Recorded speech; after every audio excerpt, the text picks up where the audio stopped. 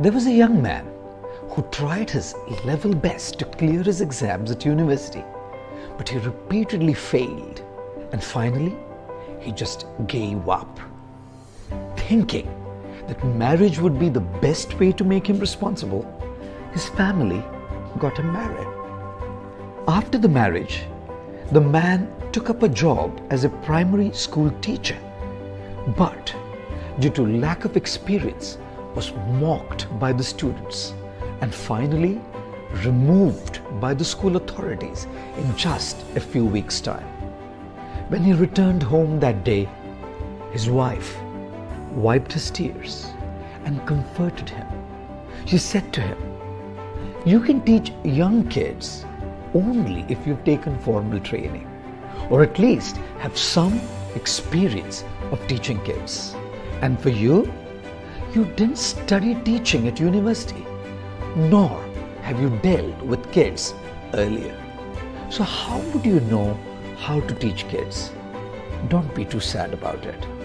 When God says yes to your prayer, He gives you what you want. But when He says no to your prayer, He has something better for you. Probably there is a better, more suitable job waiting for you out there. Gathering some hope, the man kept trying to find opportunities, and when he did finally find one, he was once again chucked out of the job due to his slowness.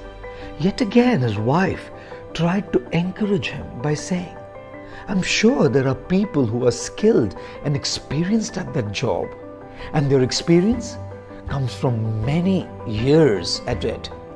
As for you, you were in school trying to teach kids all this while.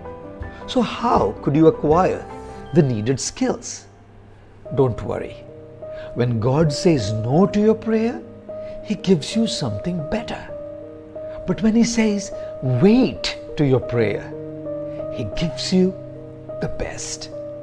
The man kept trying his luck with several jobs, which never lasted more than a couple of weeks, at best months.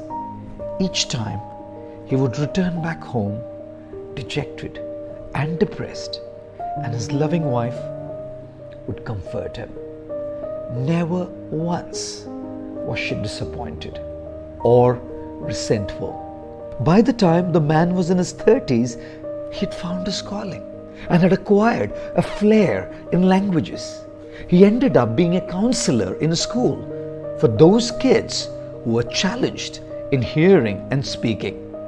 And a little later, he opened his own school for specially abled kids.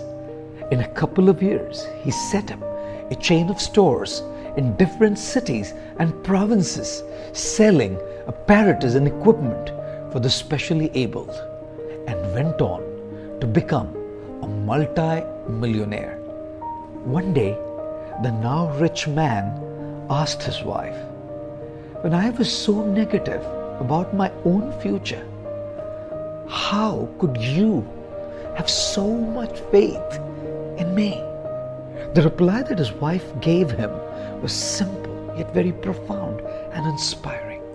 She said, "When a piece of land is not suitable for planting wheat, we should try planting beans. And after all the years of efforts, if beans are not growing well, we should try planting fruits or veggies. And if the vegetation doesn't work, we can scatter buckwheat seeds. These seeds will one day bloom into flowers.